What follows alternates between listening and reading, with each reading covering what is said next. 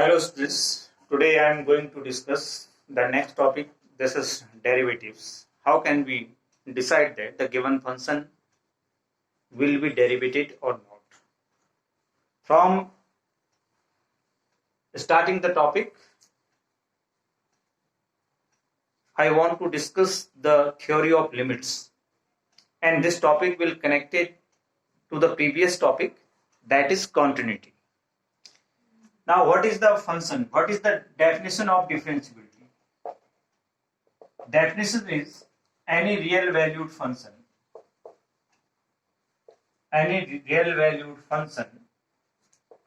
is differentiable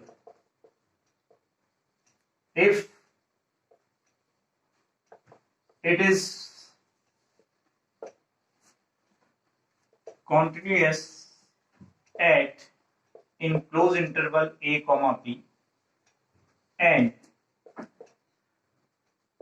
differentiable at in open brackets a comma b. This is the definition of the differentiability. Now, how we can execute this concept? If any function is differentiable, then f dash x is f, here we can take limit s tends to 0,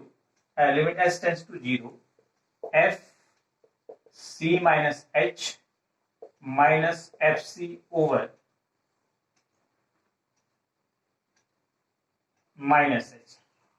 इसको हमने कैसे find out किया? Actually ये होता है F dash x जो होता है वो होता है आपके पास limit x tends to 0 negative या x tends to c negative f x minus F C over x minus c. और अगर इसको मैं रिसॉल्व करूं, लिमिट एस टेंस टू 0 ले लूं, तो ये हो जाएगा f c minus h minus F C over c minus h minus c. ये कैंसिल आउट हो गया, तो ये आपके पास आ जाएगा limit s tends to 0 f c minus h minus F C over minus h. ऐसे ही ये तो हुआ आपके पास लेफ्ट हैंड डेरिवेटिव. फिर राइट हैंड डेरिवेटिव के लिए क्या करते हैं? F dash x equal to limit x tends to 0 positive, वही इसमें भी हो जाता है f x minus F C over c, या इसको ऐसे भी लिखा जा सकता है limit s tends to 0 F C plus H minus F C upon C plus H minus C. Cancel out हो जाएगा, तो limit s tends to 0 F C plus H minus F C over H. इस तरीके से हम किसी भी function के लेफ्ट हैंड डेरिवेटिव और राइट हैंड डेरिवेटिव को फाइंड आउट कर सकते हैं. और अगर ये दोनों वैल्यूज हमारी इक्वल आती हैं तो हम कहते हैं कि गिवन पॉइंट पर कोई भी फंक्शन क्या है? डिफरेंशिएबल है. अब इसका ज्योमेट्रिकल रिप्रेजेंटेशन देखते हैं. ज्योमेट्रिकल रिप्रेजेंटेशन क्या है इसका? ज्योमेट्रिकल मेथड क्या है? मान लीजिए आपके पास एक कोई ग्राफ है. अब जाहिर सी बात है, जब हम फंक्शन की बात करेंगे, डिफरेंशिएबल फंक्शंस की बात करेंगे, तो कोई ना कोई कर्व बनेगा. मान लीजिए एक कर्व बन गया ये. अब एक पॉइंट यहां पर है, कहीं पर एक्यूरेट वैल्यू दे रहा है. मान लीजिए पॉइंट आपका क्या है? सी है. तो ये पॉइंट क्या हो जाएगा आपके पास? सी कॉमा एफ सी, ये आ जाएगा. और इसके नेबरहुड वैल्यूज मैंने मान ली सी माइनस एच, तो ये फंक्शन हो जाएगा c minus h comma f c minus h. और यहां पर एक पॉइंट मैं मान लेता हूं सी प्लस एच जो टेंस टू सी है, ये हो जाएगा आपके पास c plus h comma f सी प्लस एच. और अगर इनको आप ज्वाइन कर दें तो आप देखेंगे कि ये जो है कॉन्सेप्ट आपका, ये पॉइंट 3 पॉइंट्स हैं आपके पास ए बी सी. तो slope of A B equal to slope of B C. जो LSD है हमारा वो स्लोप ऑफ ए बी है और RSD मेरे पास स्लोप ऑफ BC है. आप इसको करके देख सकते हैं. ये आपका x1 y1 है, ये x2 y2 है. तो y2 minus y1 fc plus h minus fc over x2 minus x1c plus h minus c। तो ये आ जाएगा आपका राइट हैंड डेरिवेटिव। ऐसे इसको आप x1 y1 और इसको x2 y2 लेंगे और इसमें स्लोप का फॉर्मूला लगाएंगे तो आपके पास ये फॉर्मूला फाइंड आउट हो जाएगा। ये हमारा ज्योमेट्रिकल रिप्रेजेंटेशन है, इसको समझना इंपॉर्टेंट है। कई बार अगर हमें कभी कंफ्यूजन हो तो हम डायग्राम के थ्रू भी जो है लेफ्ट हैंड डेरिवेटिव और राइट हैंड डेरिवेटिव्स को समझ सकते हैं। तो before the next topic, pause the video and note it down. Now I am going to take one example. हम एक एग्जांपल के थ्रू इसको क्लियर करना चाहेंगे। जैसे मान लीजिए मैंने एक फंक्शन दे दिया आपको fx equal to X square और मैंने चेक करो आपसे कहा कि ये x इक्वल टू 1 पर डिफरेंशिएबल है या नहीं है। इसकी डिफरेंशिएबिलिटी हमको चेक करनी है, डिफरेंशिएट नहीं करना है, दोनों में फर्क है। जब आपसे कहे कि डिफरेंशिएबिलिटी चेक करो तो इसका मतलब ये है कि आपको लेफ्ट हैंड डेरिवेटिव और right hand derivative find out करना है 1 पर। तो जो बेसिक कॉन्सेप्ट है हमारा, अभी हमने देखा कि अगर हमारे पास limit x tends to c negative है तो क्या होता है formula fx minus fc over x minus c। या फिर इसको ऐसे भी लिखा जा सकता है limit s tends to 0 fc minus h minus fc over minus h। इन दोनों में से आप कोई भी यूज कर सकते हैं, ये ज्यादा कंफर्टेबल होता है क्योंकि हमेशा इसी को यूज करना चाहिए।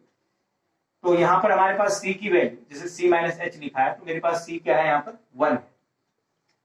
तो लिमिट s टेंड्स टू 0 और फंक्शन मेरे पास क्या है x स्क्वायर। तो मैंने x की जगह क्या रखना है 1 minus h। c minus h, c की वैल्यू 1 होगी माइनस h, यानी fx है तो x स्क्वायर है, 1 माइनस h है तो क्या हो जाएगा 1 माइनस h का whole square minus fc। c क्या है 1, तो 1 का स्क्वायर ओवर माइनस h। और इसको अगर मैं सॉल्व करूंगा तो limit s tends to 0 1 plus h square minus 2h, identity से ओपन कर दिया a माइनस b के होल स्क्वायर से अपॉन माइनस h, ये कैंसिल आउट हो गया। तो आपके पास क्या आ गया limit s tends to 0 h common हो गया h minus 2h over minus h, s sorry यहाँ 2 रहे s से h आपका कैंसिल। और अगर आप इसमें 0 पुट कर देंगे तो ये 0 माइनस 2 कितना आ जाएगा माइनस 2 आ गया आपके पास। अब इसके बाद इसका राइट हैंड डेरिवेटिव आपको फाइंड आउट करना है। तो लिमिट s टेंड्स टू 0, ये तो LSD था आपका, यहाँ पर आप LSD लिख देंगे, सॉरी ये LSD है और ये अब आपने RSD लिख दिया। तो अब क्या हो जाएगा 1 प्लस h का होल स्क्वायर माइनस 1 का स्क्वायर ओवर h। ओपन करेंगे तो limit s tends to 0 1 plus h square plus 2h minus 1 over h cancel out हो जाएगा। Limit s tends to 0 h common हो गया h plus 2 over h cancel हो गया। Limit रखेंगे तो क्या आ जाएगा 2 आ जाएगा। तो इस तरीके से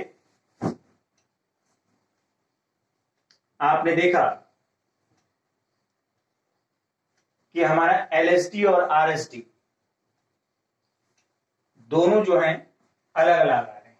LSD is not equal to RSD, so fx is not differentiable at x equal to 1।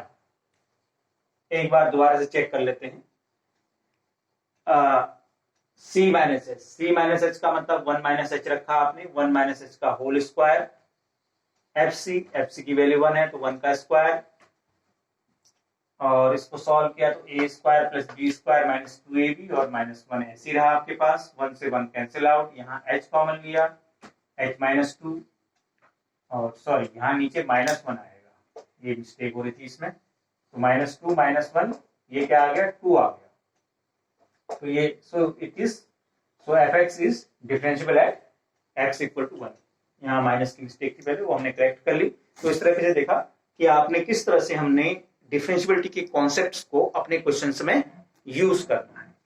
तो डियर स्टूडेंट्स, जो कमिंग एक्सरसाइज है उसमें आपको इसके क्वेश्चंस कम मिलेंगे, केवल 2 क्वेश्चंस आपके एनसीईआरटी में दिए हैं। रेफरेंस बुक से आप लोग इसकी प्रैक्टिस करें, एग्जामिनेशन के लिए इंपॉर्टेंट है। जो डिफरेंशिएबिलिटी के फॉर्मूले हैं वो क्लास 11th में आपने जो पढ़े हैं उनको मैं एक बार यहाँ पर फिर से रिवाइज कर दे रहा हूँ। आपको जरूरत पड़ेगी इनकी। dy dx of sin x cos x होता है, dy dx of cos x minus sin x होता है, dy dx ऑफ 10x आपके पास माइनस sec स्क्वायर x होता है। dy dx of cot x minus cosec square x होता है। dy dx of sec x 10x होता है। dy dx of cosec x minus cosec x cot x होता है। dy dx of e to the power x होता है।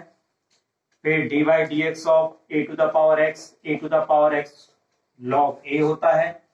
और dy dx of x to the power n nx to the power n minus 1। Mainly ये basics फॉर्मूले हैं। एक चीज और, dy dx of log x कहीं पर आ जाए तो उसे 1/x आप लिख सकते हैं। ये सारे वो फॉर्मूलेज हैं जो क्लास 11th में आप लोगों ने किए हैं। इन पर काफी क्वेश्चंस आप लोग को करवाए गए हैं। होप्स आप लोगों को याद होंगे।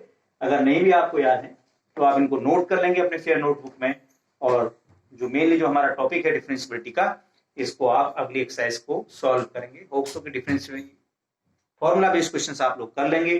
डिफरेंशिएबिलिटी की 2 क्वेश्चन है, उनको कोशिश करेंगे। उसमें से एक आध क्वेश्चन मैं आपको अपने अगले नेक्स्ट वीडियो में बताऊंगा। Thank you to all.